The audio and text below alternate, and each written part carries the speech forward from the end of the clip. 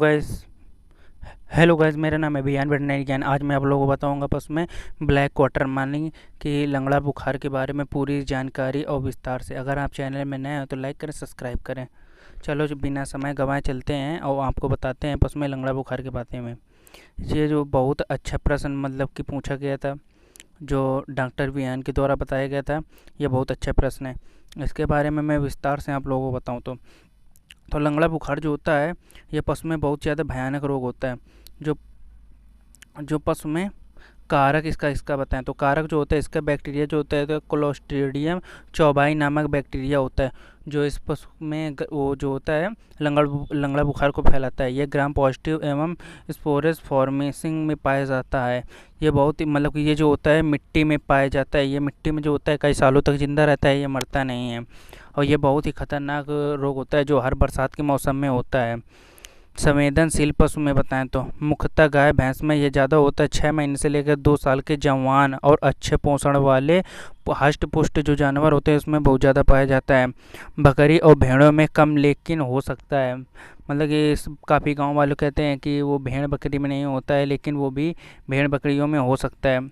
रोग का विवरण बताऊं तो विश्व भर में पाया जाता है, खासकर इंडिया, नेपाल, पाकिस्तान में आम। मतलब कि इंडिया, पाकिस्तान और नेपाल में बहुत ज़्यादा पाया जाता है। मानसून मतलब बरसात, जो मैंने पहले ही बताया था, बरसात में गीली मिट्टी वाले क्षेत्र में प्रकोप ज़्यादा होता है। संक्रमण का जो होता है तरीका कैसे होता है, मतलब कि रोग जो होता है लंगड़ा बुखार का, ये बैक्टीरिया फैलता कैसे। दूषित चारा, पानी से जो होता है ओरल रूट, यानी जो एक पशु को पानी पियाया गया वही दूसरे पशु को वही जूठा पानी धर दें। अगर एक पशु को बैक्टीरिया तो दूसरे पशु को भी हो जाएगा।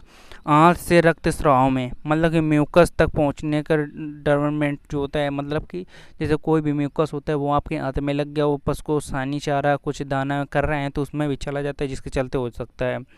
जब मांसपेशी को चोट या आघात लगती हैं और ब्लीडिंग होती है, मतलब कि पशु में जब चोट लगता है तो वहाँ पर चोट लगने के चलते घाव हो जाता है, वहाँ पर घाव हो जाता है तो वहाँ से बैक्टीरिया अंदर को चले जाते हैं, जिसके कारण भी पशु में वो लंगड़ा बुखार हो जाता है। उसके साथ में पैथोजेनिक बताऊँ तो बैक्टीरिया जो होता है टॉक्सिन रिलीज़ करता है और मांसपेशियों का गलना, मतलब कि मांसपेशियों गलाने लगता है, जिससे हम लोग बहुत ही ज़्यादा बदबू देता है।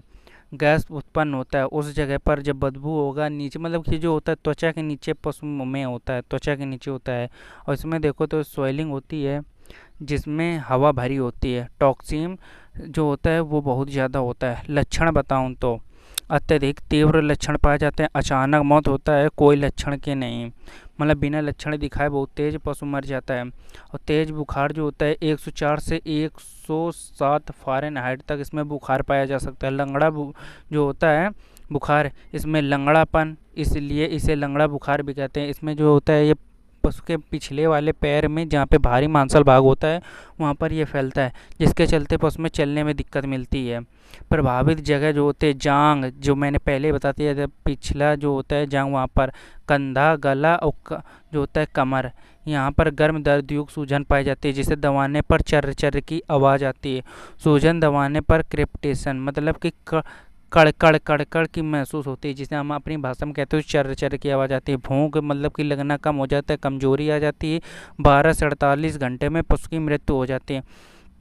इसमें अगर आप वेटनेरियन है तो इसमें बताऊँ तो पोस्टमार्टम में क्या पाया जाता है। पोस्टमार्टम के लक्षण जो होते हैं प्रभावित मांसपेशियाँ जो होती है काली पड़ जाती हैं, सूजी हुई और दर्द जो होता है दुर्गंध युक्त होती हैं, गैस से भरी हुई होती हैं, मांसपेशियों में झागदार रक्तस्राव होता है। अतिरिक्त अंग में जो होता है बहुत ही ज़्यादा टॉक्सीमिया पाया जाता है। निदान बताऊँ तो इसका जो होता है हिस्ट्री और प्लस लक्षण, आपको किसान से हिस्ट्री लेना है कि आपके पास में किस तरह की हिस्ट्री आ रही है, और उसके बाद में वो किसान से लक्षण पूछना है।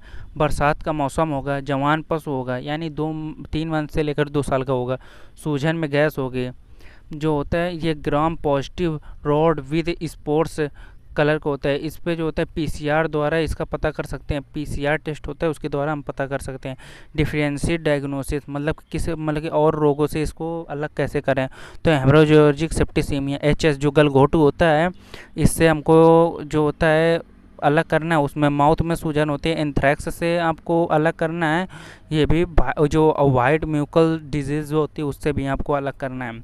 अब आपको इसका जो मेन होता है उपचार, जो मेन जिसके लिए सब लोग पढ़ भी रहे हैं और किससे पशु ठीक हो जाएगा, उपचार आपको बताऊं तो इसमें जो होता है सबसे अच्छी एंटीबायोटिक में काम करने वाली एंटीबायोटिक सबसे अच्छी बताऊं तो पेनिसिलिन ग्रुप की सबसे अच्छी एंटीबायोटिक आती है। मतलब प्लेस वो जो होता है पेनिसिलिन ग्रुप की कोई भी एंटीबायोटिक को इंट्रामस्कुलर या फिर आईवी, हम तो सबसे पहले आईवी देते हैं ताकि तेज असर हो, सबसे प्रभावी होता है। ऑक्सी टेट्रासाइक्लिन इंजेक्शन के इसमें यूज कर सकते हैं, बहुत अच्छा है। एमोक्सिसिलिन का भी यूज सकते हैं। मैं इसमें सही बताऊं तो मैं इसमें DCR स्टेप्टोपेनिसिलिन का यूज करता हूं। DCR का यूज करोगे तो बहुत अच्छा रिजल्ट मिलेगा। नेसाइड्स में बताऊं तो दर्द और सूजन कम करने के इंजेक्शन, फर्स्ट शॉट हमको डेक्सामेथासोन का उपयोग करना है जो पशु में बहुत अच्छा राहत देता है, उसके बाद में मैग्लोडाइन के उपयोग करना है। सपोर्टिव ट्रीटमेंट में बताऊं तो फ्लूइड थेरेपी जिसमें बी कॉम्प्लेक्स मिलाकर हम पशु को चढ़ा सकते हैं। कभी कभी सूजन वाले हिस्से को चीरा लगाकर गैस और जो होता है उस मांसपेशियों से उसकी गैस और टॉक्सीमिया निकालते हैं और उस जगह पेनिसिलिन मतलब DCR पेनिसिलिन को भर देते हैं, जिससे वहाँ पर वो बैक्टीरिया होंगे वो मर जाते हैं। इसका रोकथाम का नियंत्रण क्या होगा, इसका नियंत्रण करने का एक ही सबसे अच्छा है तरीका, वैक्सीन सबसे अच्छा तरीका है जो आपके पशु में कभी नहीं होने देगा। हर साल आप अपने पशु को BQ का वैक्सीन लगवाएं, जिसमें मतलब कि बहुत मतलब कि हर एक पूरे साल तक ये आपको प्रोटेक्ट करके रखता है। हर साल बरसात के मौसम में मतलब कि मई या जून टीका लगवाना चाहिए।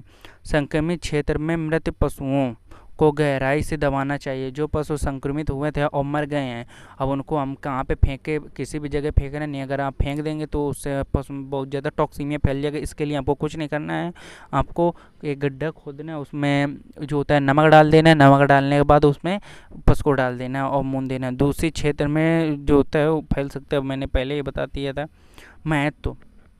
इसका महत्व बताऊं तो BQ जो होता है मेनली जवान और स्वस्थ पशुओं को मारता है। आर्थिक नुकसान बहुत होता है, मतलब कि इसमें पैसे बहुत ज़्यादा खर्च हो जाते हैं। HS और BQ दोनों भारत की मेजर बैक्टीरियल डिजीज़ हैं और ये बहुत ज़्यादा पाए जाते हैं और वैक्सीन ही एकमात्र इफेक्टिव प्रिवेंटेशन है जिसे हम वैक्सीन के द्वारा ही कंट्रोल कर सकते हैं। अगर आज आपको ये ब्लैक क्वार्टर के बारे में जानकारी पसंद आई हो तो आप लाइक करें और अगर आप नए हैं तो चैनल को सब्सक्राइब करें। आज के लिए इतनी ही जानकारी थी और आप कमेंट करना कोई नई वीडियो चाहिए तो मैं नई वीडियो बना के आपको दूंगा।